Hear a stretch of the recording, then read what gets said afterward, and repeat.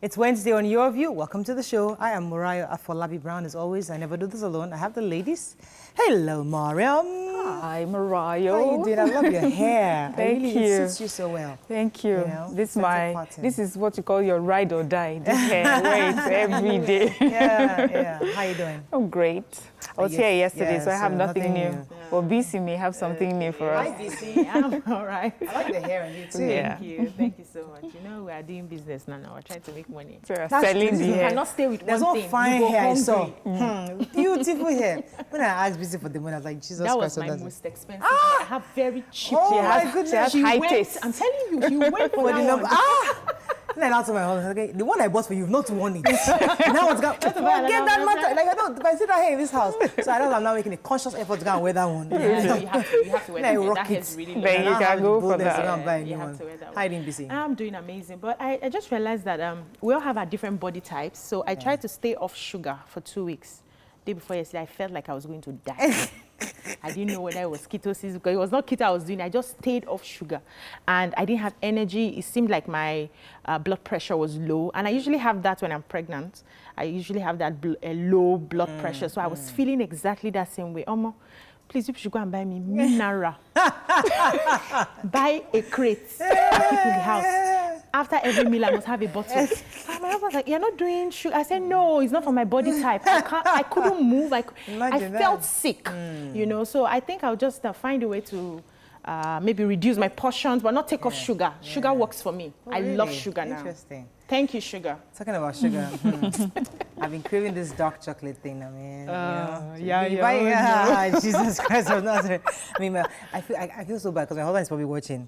You know, he's working so hard to get me to lose some weight and, you know, to look good. You and look amazing. I had to go and buy this chocolate at the back. I just had to eat it all by myself before I entered the house.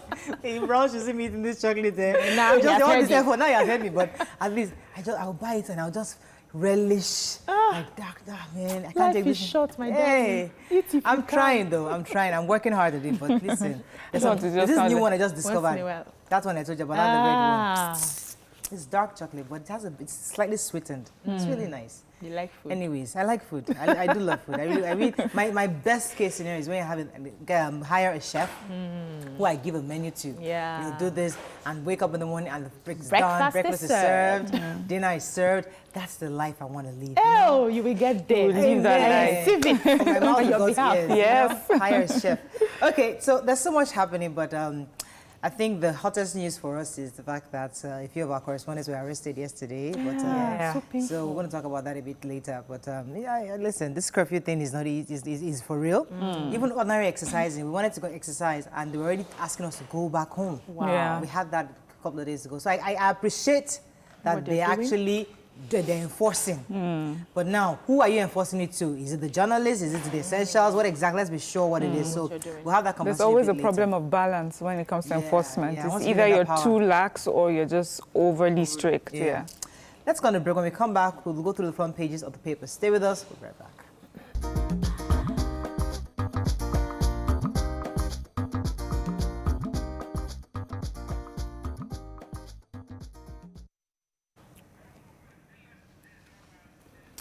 Okay, start with the nation. NAFDAC begins testing of 4 virus remedy drugs. Igbo rejects Almajeri relocation to Southeast. Prices of bread to go up by 60%. INEC not going back on Edo and Ondo polls. And COVID-19 cases in Ibadan firm now 49. Okay, let's start with this bread matter because that one affects our life. It touched me seriously. And bakers in Lagos are saying that they're actually appealing to the federal government to intervene in the prices of the materials used to bake bread. That is actually very expensive. The prices have shot up. So take, for instance, a bag of flour that usually costs 9,000 is now going for 13,000 naira. A bag of sugar now costs, that used to cost 13,000 is now going for 24,000 naira. Whoa. Butter from 7,500 to 12,000, and the biggest of them all was milk from 29,000 to 52,000. They are saying that they understand that it's because of forex, you know, the exchange that is not stable, our foreign exchange that is not stable, the diesel, because the flour millers are telling them we are buying a lot of diesel for this, and we are not sure of the rate of dollar right now. So I could assume that because bread was essential, that you know their business is still afloat. But I can now see Yeah, that but it's all the raw materials. Yes. Raw materials, and they're not making any profit. profit. And I think before this COVID, the government has talked about stopping funding for things like milk and things like that. You know, I think they picked only 1 or 2 companies that are able to provide us milk in Nigeria. All right. So they said NAFDAC is beginning testing for 4 remedies. Who has that story? Okay, so rejecting Nigeria. yeah, so I have the Indigo story, but the NAFDAC story was just our show yesterday that we talked, and they just it was reported, and then it was reported what she said on the show. But then the Indigo Haneze are saying that Almajires coming from the north is a no-no for them. That there's supposed to be an interstate ban, and that they are openly flouting that. Is, you know, it calls for concern. They're also worried that there might be a sinister motive for these people coming in. And I just wanted to also correlate it with the story in Tribune, where people are... the Southwest? Yes. Yeah. So we have 35 northern youths were arrested in Osun State, and they were trying to move from Osun State to Sokoto, they said. And they're trying to do it at night so they're able to pass. So, of course, definitely it shows that there's some form of laxity in enforcing this ban on the interstate. But it's not just to the east, borders. actually. It's everywhere. Yeah, all the states, in Southwest. fact, all the southern states are experiencing Yeah, and then this also it was said that we should be able to differentiate between Almajires and northern youths. So Almajires have been taking from states to their home states of origin, but we have northern youths that are looking for business, you know, and food and livelihood, and they are moving from state to state. Okay, let's move on to the Punch. Many top Nigerians dying due to COVID-19 home care, says federal government.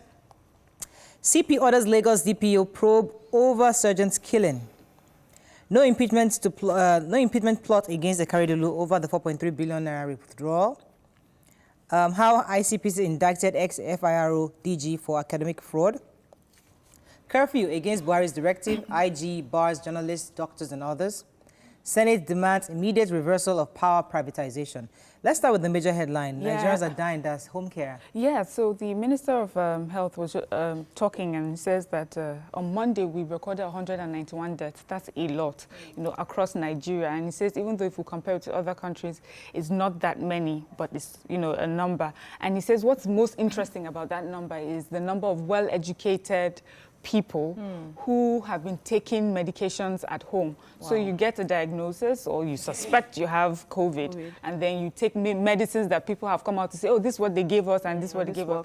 And what happens is that, you know, complications arise, and that sometimes, and that through experience they've realized that sometimes these complications arise just suddenly with little or no notice. So they're begging Nigerians, if you suspect or you've been diagnosed, go to a proper hospital and get treatment. Let's take the CP story. I was going to take the picture story. But the CP story. Yeah, so the Lagos State Commissioner of Police Hakim has ordered an investigation into a case of a DPO of Ilemba Hausa Division, Yahaya Adeshina, who allegedly shot dead one personnel attached to the station, Sergeant Onajide Onalaja. So according to the story, the wife came out to say that when she got the corpse of the her husband, she realized that something was off because the trousers were torn, the uniform was rumpled, the singlet was out, and the bullets were just splattered all over his body. But then about 4 anonymous police officers called her with hidden numbers, and they were telling her exactly what happened, that it was the DPO who shot the husband and was trying to cover it up. So she recorded the call and she sent it in. So investigations are ongoing. They've removed that particular investigation to another aspect of the police so that they can have a neutral investigation. I pray that she gets justice because she's really crying out for justice. All right, let's move on to Vanguard very quickly. Cancel power privatization now, Senate tells federal government. COVID-19, we won't reopen economy fully until, says the federal government. Northern youths flooding south, not Almajiri, says Tanko Yakasai. Curfew, journalists, doctors, others, essential workers suffer as police disregard exemption. Emefiele mobilizes private sector for post-COVID-19 economic recovery. Okay, let's start with the major headline, cancellation of the privatization. Yes, so the Senate yesterday condemned the power sector, and they said that the federal government should cancel the privatization policy that they have, which was as a result of the former administration, Jonathan's administration, saying that it's not worked so far. They are pumping in a lot of money into the private sector, and they are not getting results. This is actually people's personal businesses, the discos. So you can't have a personal business and the government is pumping money into it. They are also asking that the increase in tariff, which was supposed to happen in July, should be suspended for now. And there's this privatization, there's this fund, that intervention fund for COVID-19, that they should also put the electricity companies into it so that they can get something and we can just help ourselves. Okay, I was going to actually talk about the picture story in Vanguard. A 22-year-old COVID patient delivers twins at Lagos State University Teaching Hospital. Yeah, wow. That was a good story. So she's the fourth expectant mother that has been taken delivery of during this period. Wow. And her twins, a boy and a girl, one weighed 3.2 kg, the other 3.25 kg. Do you remember how much your kids weighed when they were born? Do you remember the last one was 4.6? Jeez. I nearly died. That was 3.4, 3.6, 3.5. 3.5, 3.5, 4.6. So my kids were 3.8 and 3.89. Ooh, that's heavy.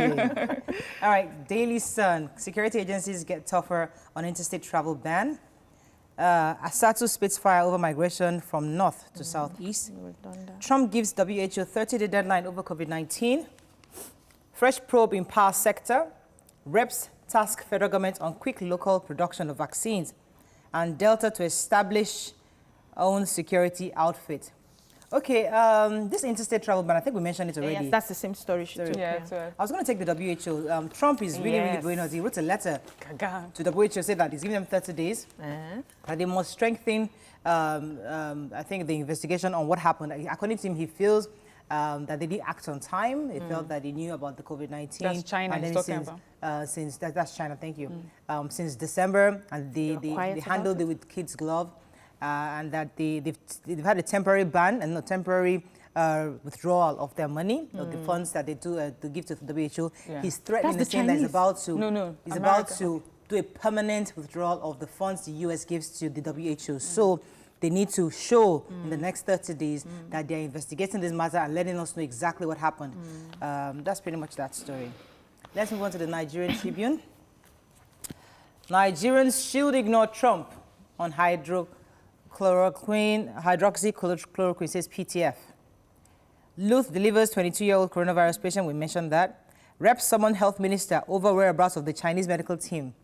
We leave these people alone now. No, Ganduje Oke's Jumat service, Salah prayers. FG sacks TCN MD, appoints Abdul Aziz in acting capacity.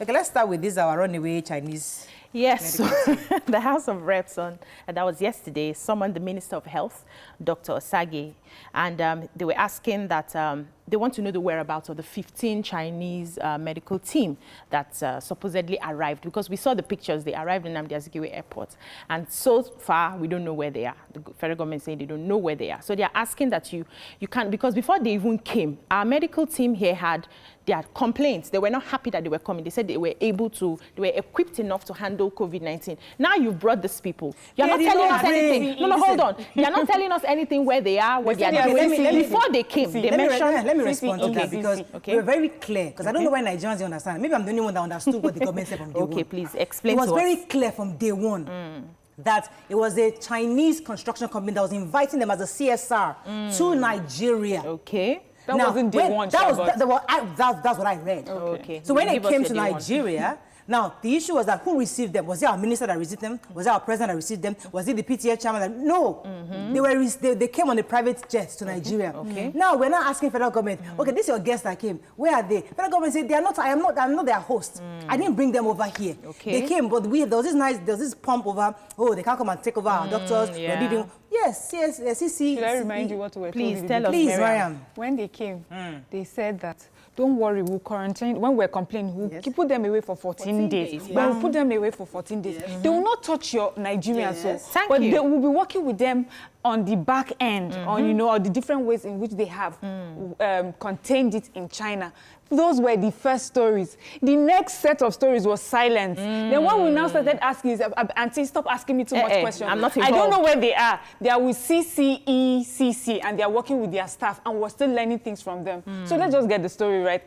What I interpreted, Miriam, was that I just want to when talk they were about... coming, I'm not holding brief for the federal government, but I'm trying to remind you of what I heard. Okay. What I heard is that NCDC has that policy. Once you enter the country, 14 days automatic. So regardless of their Chinese or their regular... They are coming to help. You are coming to Nigeria first, automatic 14 days. Not because we didn't quarantine them. It was the policy to be quarantined. All right, let's talk about Kano State and Nasarawa State. Okay, let's move on. So they have decided, though, that they are going to open mosques and churches, but with proper... Tactically. Yes, tactically, but with proper guidelines.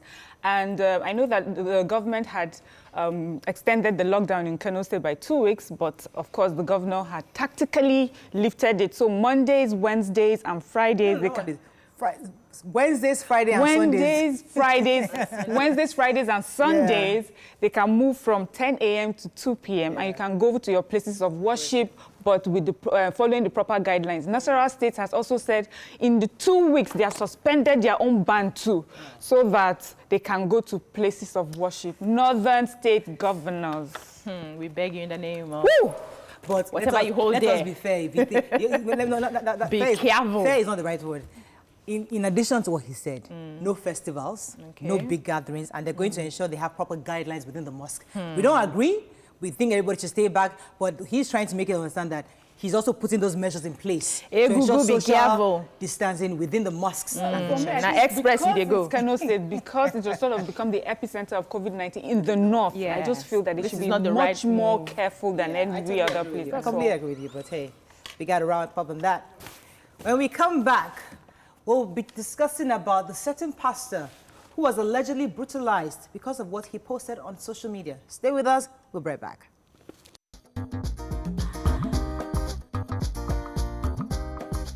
Stay tuned. Your View will be right back.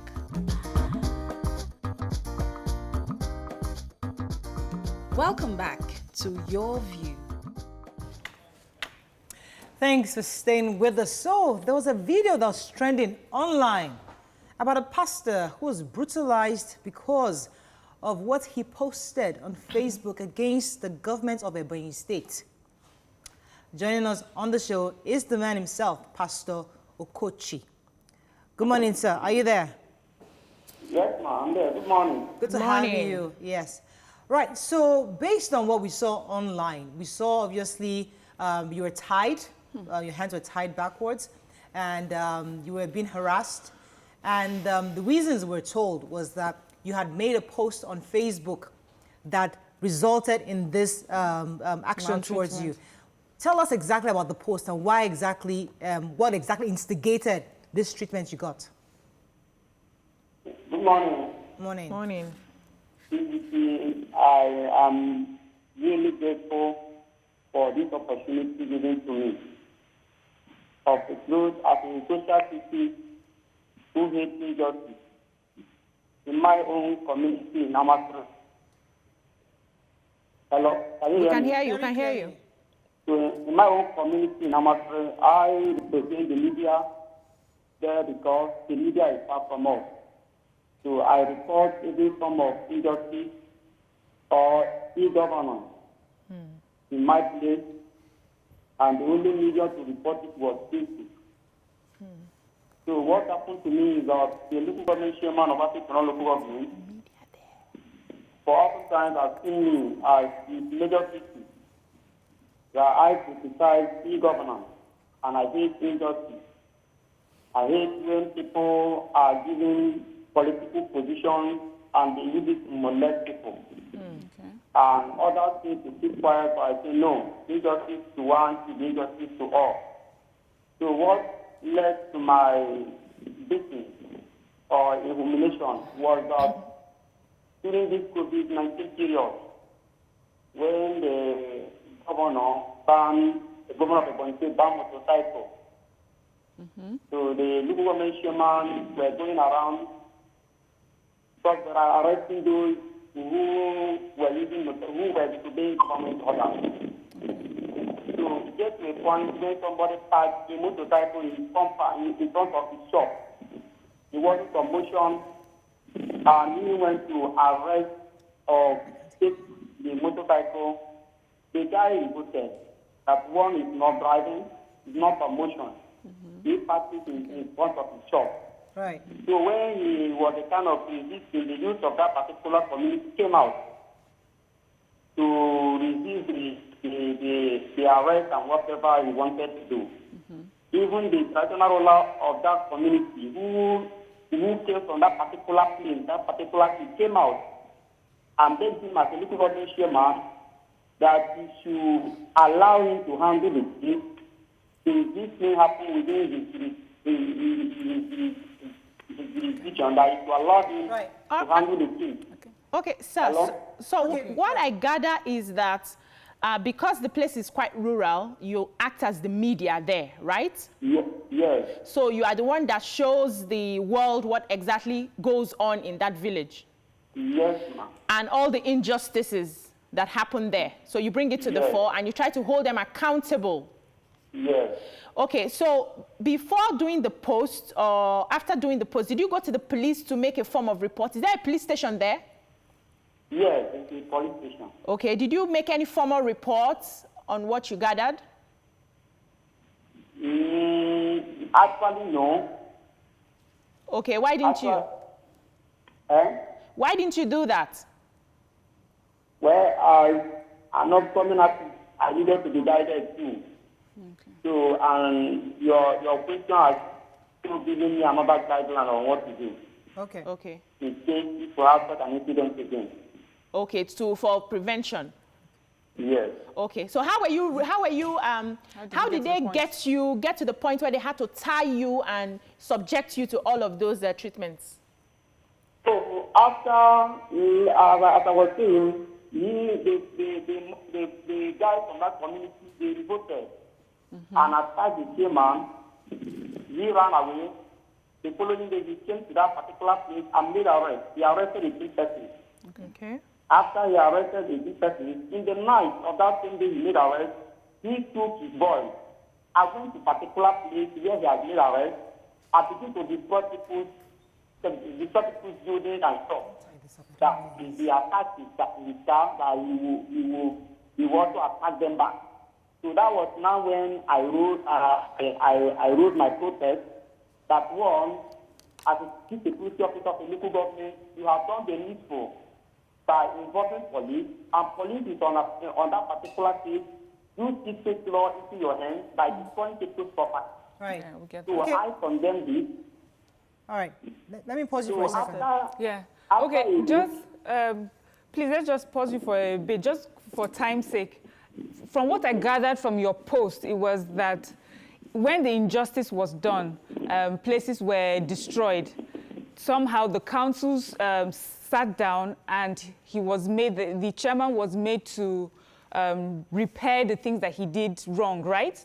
And so you were commending them for doing that, and also commending the chairman for taking the steps to redress the injustice, right? So that's what I gathered from the post. So at what point, what was in the post that annoyed them so much that they thought you deserved to be maltreated the way you were? What did they say to you? They have accumulated my criticism against them. Because I have read the post you refer to. I have read it often and often to see what I did wrong there that led to my beating. I just discovered a time of silencing me using the traditional institution, because what they now allege was that the information I gathered from some of the elders, that the decision they made there wasn't what they made, that it is the elders who are using their own money to repair the damaged building. That was the allegation they laid on me, that the information I gave was wrong. That it was the elders who used their money to repair the damaged building, not the chairman, as I reported. But that's that was where they now told me that I blackmailed the community, that because of that they are handing over to Isoro, which is the community task force, and they took me out. When I came out, they asked me to come out first. I came out. They asked me to lie down and face the sun without explaining what the problem was, because I didn't know it was because of the post. I thought I had committed any offense of that nature. So when they asked me to lie down and face the sun, I wanted to insist.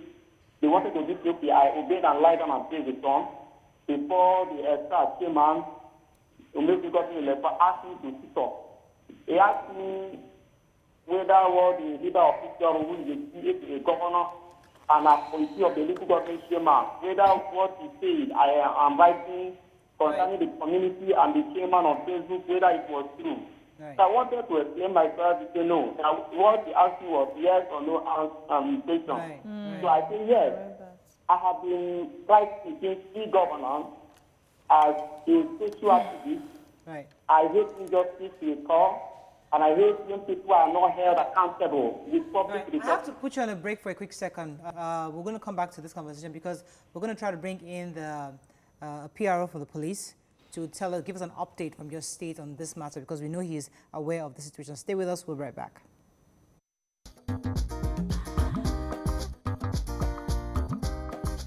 Stay tuned. Your View will be right back.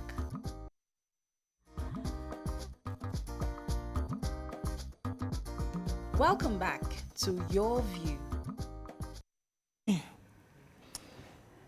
Thanks for staying with us. So we've been speaking with Pastor Okochi Chukwuobeni, who obviously went through that maltreatment by members of his community. Now we tried to reach out to the Afikpo North local government chairman himself, Mr. Oko Enyim, but we could not get through to him after sending several text messages and several calls, and still we couldn't reach him. But we'll continue to do that, because the truth is that we need to get both sides of the story and get a balance. But we have with us, you wanted to say something about it before we go to PRO? First of all, I really am sorry that Pastor Okochi had to go through what he went through. I feel truly, truly sad. I know that there's one thing that can, there are a few things that can happen. You can blame government if government does something wrong. You can blame the police. But I don't understand when the youths of the community are involved in pushing an injustice like that. I mean, I watched that thing. I was so sad because it reminded me. I remember during the Liberia war, there were videos that came out from Liberia, how they treated people there. They tied him just the way they tied people who were killing people with guns. And I mean, that was the way he was treated, and he was humiliated. I feel, I'm sure you can hear my voice, I feel truly sad when I saw that video. How do you do that?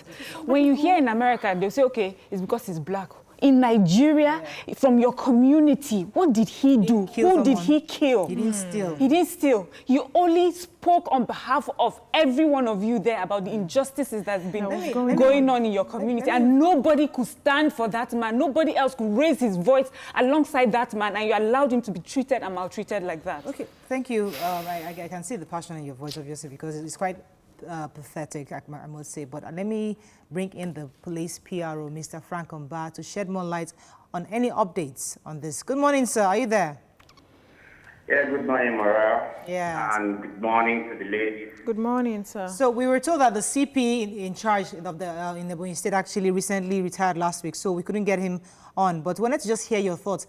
Have you gotten reports on this, and do you have any updates on what's been done so far? Yes, I have substantial information about the case, as well as the development since the case was brought to the knowledge of the police. Okay.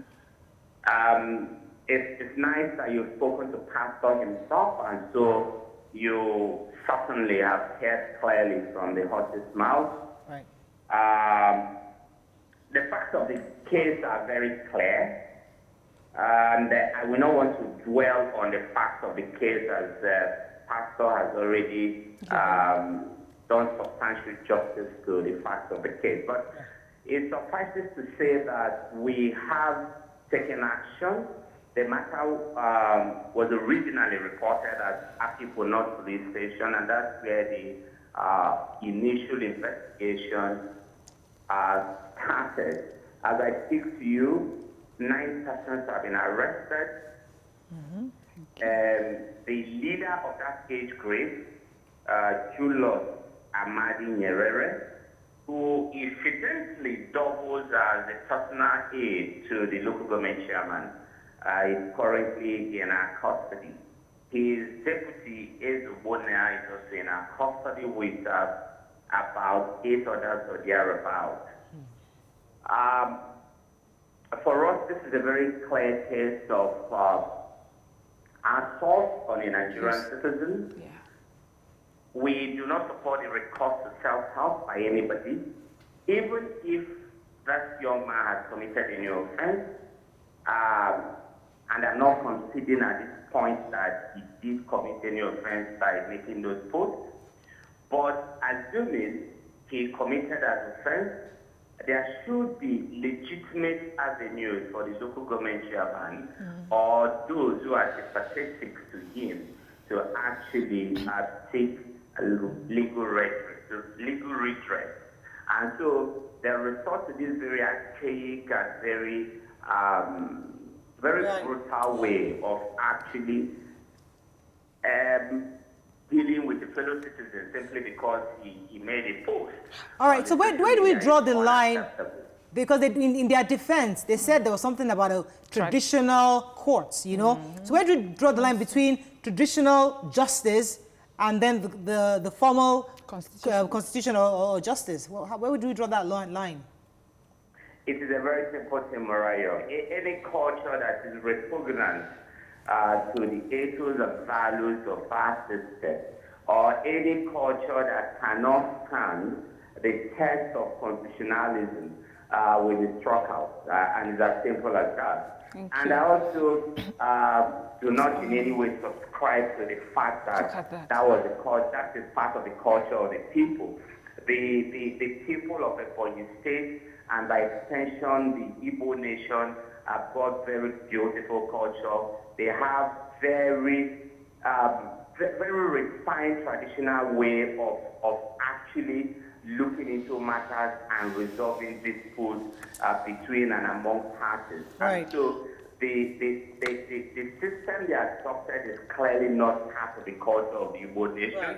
It's clearly not part of the culture of the Ebonyi people. Right. They Okay. All right, sir. They resorted to self-help clearly, and that is what they did constitutes an offense under our criminal code. Is a breach of the fundamental right to the dignity of the person of that person. All right, so 2 things in my mind. So when I see things like this happen and arrests are being made, we find out that the people who are arrested are the foot soldiers that we see, but we do not go after those who have sent them for whatever reason. So I hope that this arrest that you've made, luckily you've arrested 9 persons, you have the people who are the crux of the matter among them, not just the foot soldiers who carried out the assault. Now, secondly, another thing I observed is the fact that you people have a way of prolonging cases. So at the end of the day, the man is tired of going to the police station and then the case just dies down and the perpetrators are left like that. How soon and how fast can we get prosecutions and convictions on this matter? Because we'll be following up on you, sir. Okay, you raised 2 fundamental questions. The number one is you pray that we should get to any other person behind, if there's any big masquerade outside the scene, that we should observe it to the person. For us, this is a very straight investigation, like I said at the beginning. Okay. If in the course of this investigation, our hypotheses are established that indeed the local government chairman has got a hand in it, he will be picked up. Clearly, he will be picked up. The good thing about our laws is that the local government chairman enjoys no immunity under our constitution, under our legal system, so he doesn't have the kind of constitutional clout and immunity that state governors and others enjoy, even though he's part of the executive. So we have no problem picking him up if we are able to establish a prima facie case linking him to this, either as an accessory before, during, or after the fact of the crime. Okay. So I can assure you of that. On the second question you raised about the speed of investigation, one thing I like Nigerians to know is that we strive as much as possible to be speedy with our investigations, but we'll also not, we will not sacrifice diligent investigation on the altar of speed. So the will of the justice system sometimes might grind very slowly, but never mind, it gets to its destination. Right now, we even have more challenges because a lot of our courts are not sitting, but these things are just temporary. And so I can assure you that as far as this case is concerned, we will do the right thing. We've always done the right thing, and we will ensure that justice is not only done, but manifested. All right. Well, glad. I mean, I'm so happy to hear that. Mary wanted to throw in a quick quick question. Because of the caliber of people who were involved in this maltreatment, I'm wondering what form of protection will this pastor get while investigation is going on? Because you don't want them to use the community ways to, to get to him. I don't think pastor will have that problem. Remember, if you go through that post, he actually paid tribute to the traditional ruler. They did not hear. And still, some people caught him and beat him. The community. And so, again, when matters like this have become matters of public knowledge already in the public domain, police are involved in investigations.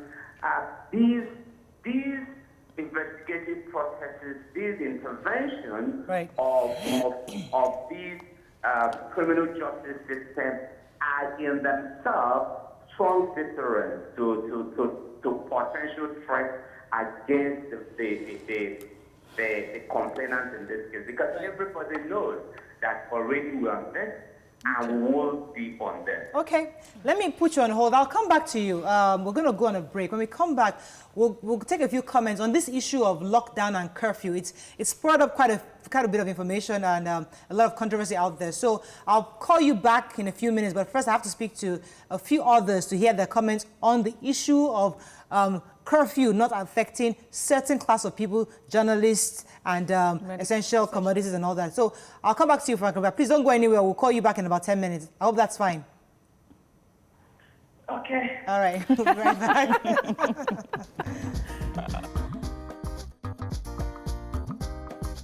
Stay tuned. Your View will be right back.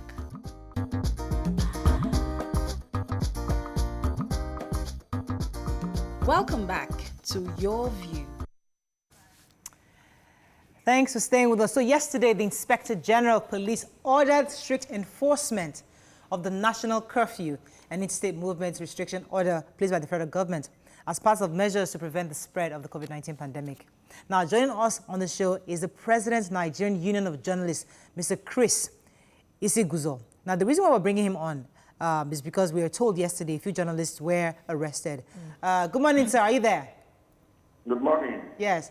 So when you heard the news yesterday about some of your journalists being arrested by the police because, according to them, they were flouting the curfew, what are your thoughts? What happened? What came to mind when you saw this report? Anyway, I was surprised that such could happen because I'm very much aware that the president, during his broadcast, and that was also clarified again by Presidential Task Force on COVID-19, those on essential services were allowed to go ahead and do their jobs. They were excluded from the restrictions, from the directives, from the lockdown and what have you. So I was actually surprised because I didn't believe that the police could have given a contrary directive. But when I found out that that was what was playing out, we actually had to reach out to the authorities with support from other stakeholders. The police had to rescind that decision because we know that you cannot restrict our right to freedom of movement. Even in a war situation, we are allowed to operate. The media, the medical personnel, they are allowed to operate because their services are of essential status. So you don't begin to shut them out and down from the system. Right. So that's it. We intervened and that was rescinded. I believe that we've put that behind us. Yeah, so I heard that there were about 50 of them that were arrested. Aside from the journalists involved, we had the medical doctors, nurses who were just going home from their night, morning, afternoon duties. So was there a reassurance that this arrest will not happen, or is the police still adamant that the essential services or non-essential services must obey the curfew? Well, they have already issued a statement. That's from the Deputy Commissioner of Police, Frank Mba, the first public relations officer. Already issued a statement, which was a clear directive from the Inspector General of Police, where they are now exempted those on essential services. Okay. I know that police, they have a very clear channel of communication from the Inspector General of Police through the first public relations officer. It goes to the various zonal commands and state commands, and from there it trickles down to those at lower radar. Well, I believe that with that decision, this is not going to repeat itself. Okay. I believe so, because what the police out there actually did was in compliance with some purported directive from the IG's office. Right. But that directive has also changed, and I believe they will also comply. Thank you so much. So we wanted just to get your own views on this. We're going to try to, thank you so much for joining us. We'll be speaking with the President, Nigerian Union of Journalists, Mr. Chris Isiguzo. Before we bring in Frank Mba back, or I think we wanted to also get one more person from the Nigerian Medical Association, the President of Nigerian Medical Association, Dr. Francis Faduyile, just to hear his thoughts on this. But I'm happy, according to Mr. Isiguzo, that they've rescinded this decision. That's what I wanted to discuss with Mr. Frank Mba. But in the meantime, we'll try to get in Dr. Francis Faduyile on the line, just to hear his own thoughts. Because the truth is that the medical services are essential services. Yeah. And they obviously have the night shift and the day shift. So it's possible those in the day shifts close a bit late. And apart from that, doctors are on 24-hour call, so you can be called anytime. 2 a.m. you're sleeping and they ask you and you're on the road. So when the Inspector General was adamant that nobody should be exempted, should they have been able to alter or find a way to understand, or just, I mean, know how police people and it's based on whatever instruction they get? Yeah, sometimes I feel like when government, like the high-ranking government officials give this statement, it seems like all the other stakeholders are afraid to speak up and say, Oga, we get that, but this, you may have forgotten because you're doing so many other things. So how do we address this? So I feel sometimes you're so afraid of Oga to bring his attention to something that he may have missed. But it's good that they have quickly rescinded that. And I just wanted to say that we cannot deny the fact that our police force, when we meet them one-on-one, not everyone is... what's the right way to say it? Don't use the word. Not warm, but not everyone seems to be... together, like informed, educated. Do you understand? So they will tell you, pass this road. But if you reach that road, there's a hill there. But there's a corner that you can go around. Police will say, until they say this road, even if there's water, you must pass that. Do you understand? There's like, oh, okay, we understand this is the directive, but this would be better or does not make sense now. It just does not seem like the police get that sometimes. And I would really like Frank Mba to tell us how this training is done. So, not today. I like speak to Frank Mba. Well, go ahead. Yeah, I think that the police did not think this through. You know, like when you want to, we're all trying to fight COVID-19. Everybody should stay indoors. And you're not considering that there could be exceptions. You didn't pay attention. The comment was very clear. I know. I said the police. That's why I'm saying the police. They didn't think it through. Because aside from the essential services, we have people who could be in labor in the middle of the night and they need to go out. We have people who, my son had a health situation recently, and I could have rushed out to the hospital, and then you stop me because there is a directive that there is no, so I believe they didn't think it through. And when people started calling and no, you can't have this, these are really essential, these need to go out, they had to rescind. So instead of rushing to just say something as an Oga or a boss, this is how we want to fight this, take cognizance of all the factors, all the people that are affected, so that you can have an informed decision when you present it. It makes sense. We can't be going back and forth. Yeah, I said this, he said that, I rescinded. And I think we have Frank and Bob back. Malaga, are you there? Yes, ma'am. Okay. You locked me down. You're locked down. Yeah. So, you locked me down, actually. Sorry about that. Sorry. So could you confirm indeed if this law has been rescinded, that certain classes of people should be exempted from the curfew? I think sometimes we expect this kind of conversations. They are all part of the beauty of a very strong and virile democracy. So there's nothing out of the ordinary when you have healthy conversations and discussions of this nature. I don't know whether you're on my mailing list, but if you're on my mailing list, I had a press release yesterday where I conveyed the outcome of the visual meeting that the Inspector General of Police had with the Commissioners of Police and the zonal AIGs. And the instruction was simple: ensure strict enforcement of the restriction of movement order as well as the curfews. But much more later in the evening, we had a lot of calls, and then I had to come out again to issue another statement, putting pay to all kinds of speculations.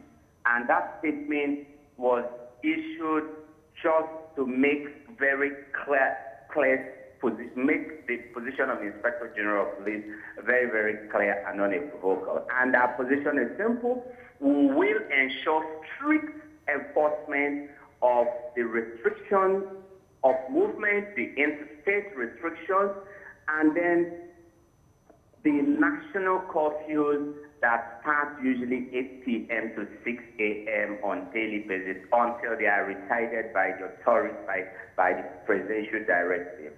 And we also stated clearly that in doing so, certain individuals, those on essential duties, including medical personnel, ambulance services, firefighters, security personnel, journalists, and all others that are on essential duties. I'm sure if I did mention journalists, I'll come under the hammers.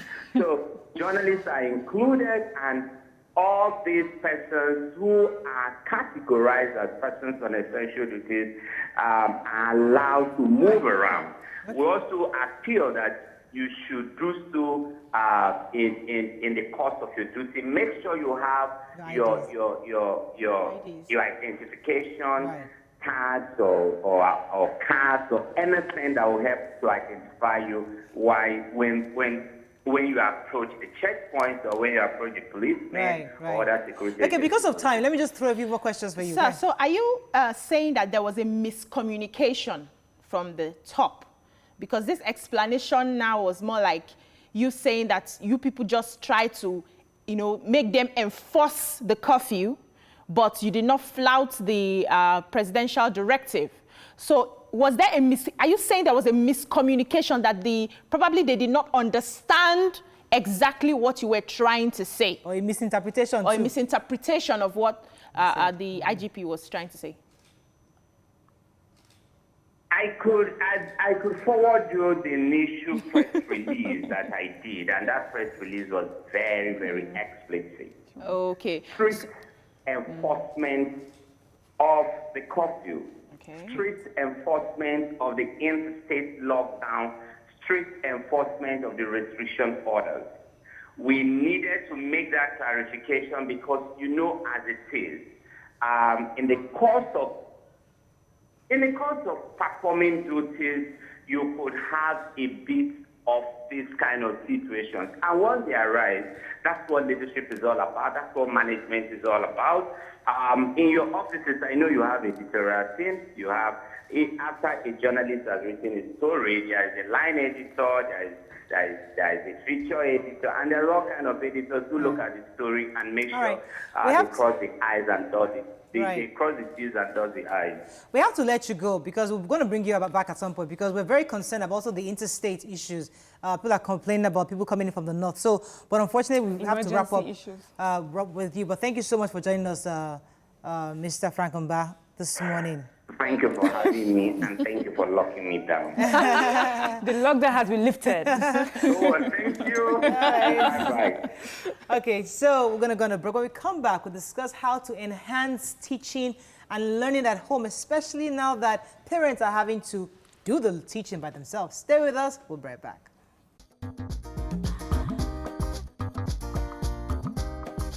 Stay tuned. Your View will be right back.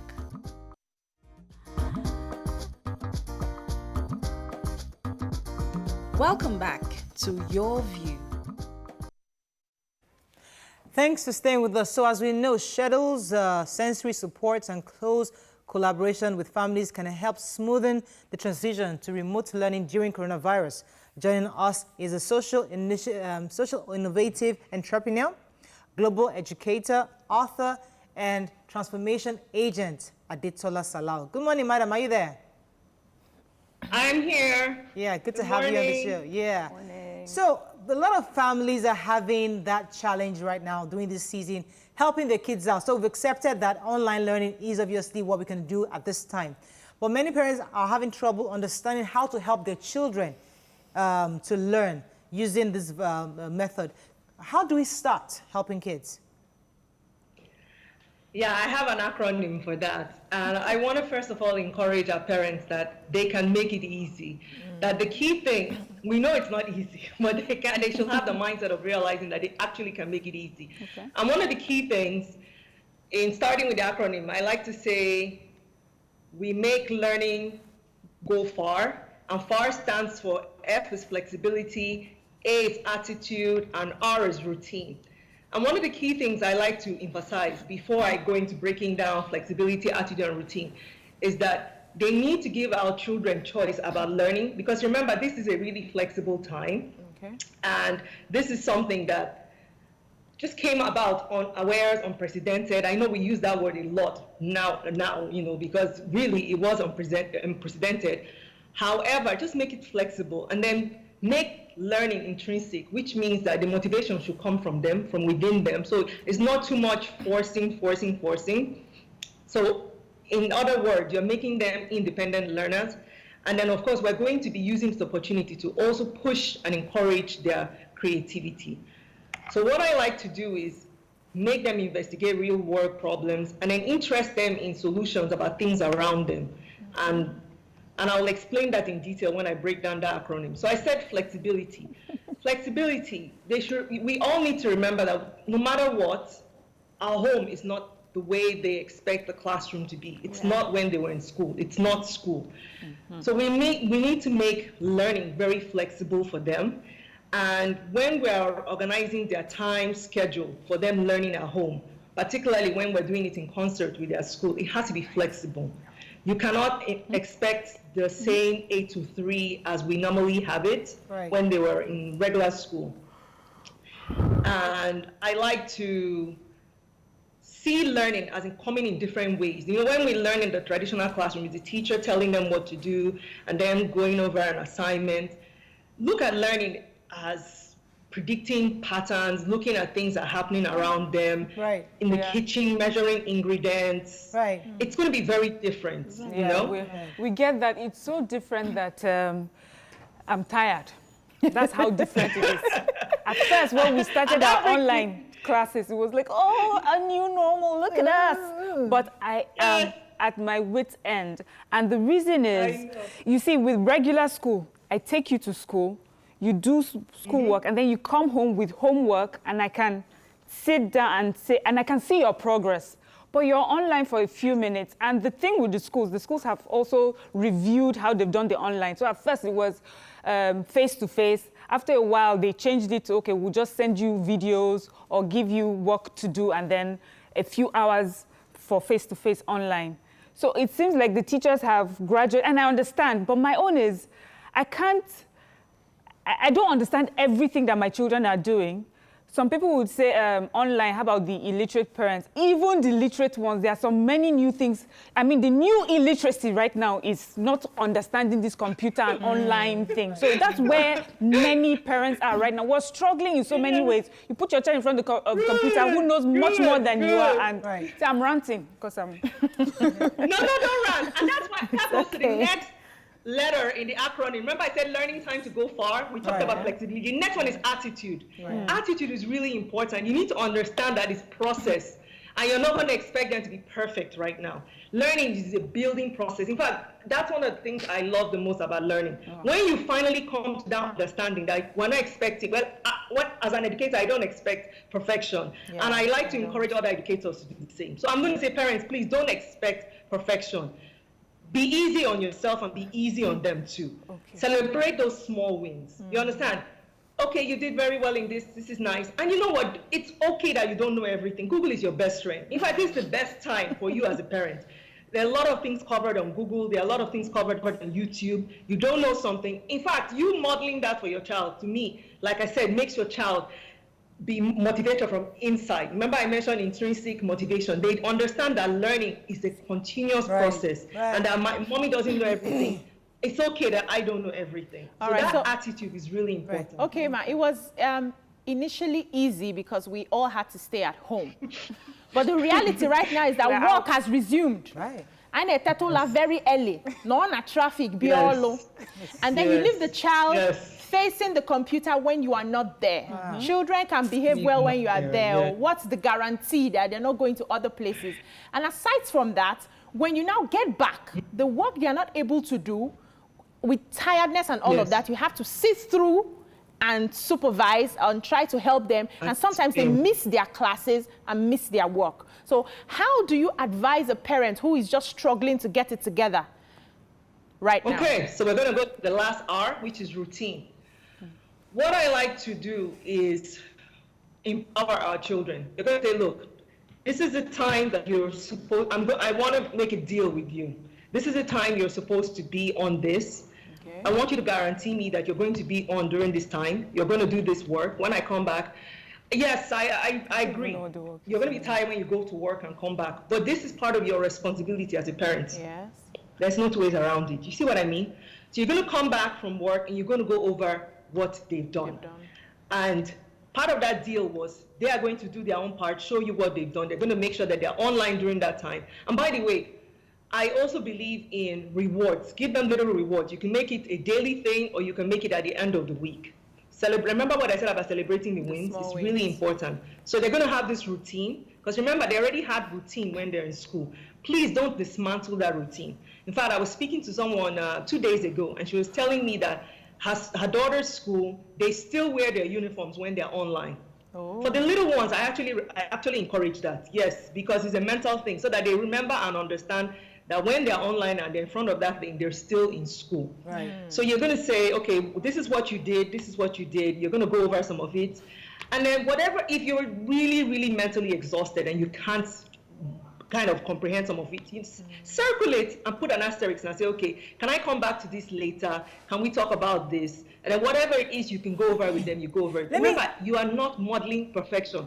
Sorry, go ahead. Let me ask you about parental control, because part of the issue I think BC raised and other parents have raised is that leaving the computer with the child, yes, you do your assignment, there is the possibility that they might go onto other sites, and that's a problem for a parent, especially when you're not there 24/7. And secondly, parents who are not very educated, you know, they've been able to have enough resources to send their kids to school, you know, and now learning is coming to them, and they're thinking, I don't know how to do this computer. Even me, I don't know how to handle computers. So how do parents like that actually help their kids? It's still a confusion at this point. Okay, I will recommend, everybody always has IT friends who are really good at, quote unquote, IT stuff, they're gurus. Or even the people who help you with your phones, they can tell you what to do. You can say, you know what, I'm going to take my laptop to them. I want them to install controls. And also, when you're putting those controls, it's based on their age too. and say, I want you to block this, I want you to block this. I mean, some children who are really, really deliberate, somehow they do try to find a way. And let's talk about those children next. But anyway, for the ones that will try, that you can at least put those boundaries for, say, please, I need you to put this, control over, let me see, let's say Twitter, for example. I want you to put controls over Facebook. And then remember, you're also going to do that agreement with them that, look, I don't want you to go on so sites. Rather, you just watch so things on YouTube. They even have kid controls on YouTube. They have fantastic kids content on YouTube. And I believe Google also has its own search that is just geared towards children. So their IT friends can help them put this on their iPads, tablets, phones, and the laptops. Of course, for a little fee, or some of them who are your close friends, they can do it for you for free. But the thing is, you actually have that control as a parent to be able to do that. So even our so-called quote-unquote illiterate parents, I'm sure they can do that for their children. Okay. It really will help. Right. So I want us to quickly just look at the teachers who are now struggling with having to tailor the teachings to suit the particular children. Most of us around here in some of the classes are not very good with differentiation learning. So they just have the regular curriculum and classwork for all the children in the class, in as much as there are different levels of children in one particular grade or one particular class. So now they are now interfaced with the problem of tailoring the teaching to the style of the child, to be able to carry that child along. What advice do you have for such teachers who are struggling seriously? The teachers should know their students, actually. Even when I had large populations, and when I'm saying large, I'm thinking of when I had 35, 40 students in the class. Believe me, I knew my students who were the high flyers, I knew my mid-range, and I knew my students who are struggling. They know their students. Okay. What I believe they should do is, those ones who are really the high flyers, they should find projects for them to do. In fact, this is the best time. They're home, they can do research, they can go and find. In fact, that was what I was going to talk about next, about parents empowering their children to do that. The teachers can do that too. Okay. And then the ones who are middle of the ground, I see, even with my son's program that they have in their school, their teacher asks them questions. He likes to talk to each of them, okay, what about this? And then go in the chat and he asks them questions. And the children also engage him. This is how you know teachers who really know their students and are really involved and are interactive, and they make sure that their students are engaged. This is now when you know the teachers who are really good. Because a teacher who is really good, believe me, they'll find a way to connect with these different students. Right. And I'll still come back to parents, but yeah, go ahead. Okay, so I have this, we are hoping that there'll be an end to this pandemic or being closed down, and somehow in the future we'll be able to get back to school. Would it be, what do you think for a child who maybe never got involved in online schooling during this period? Will the person be really far behind when they get back to school? So this child did not follow the curriculum, but read books and did other things, but just outside the curriculum. Then when they get back to school, do you think that child would have lost anything?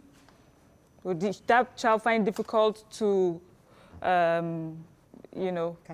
catch up with the rest? Catch up. Okay. See, the thing about children is they are amazing.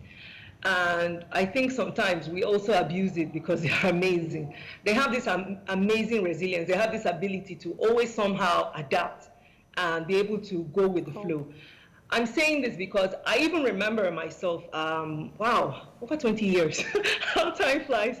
1 year when there was a full strike, a year where there was a strike, and I couldn't go back to school.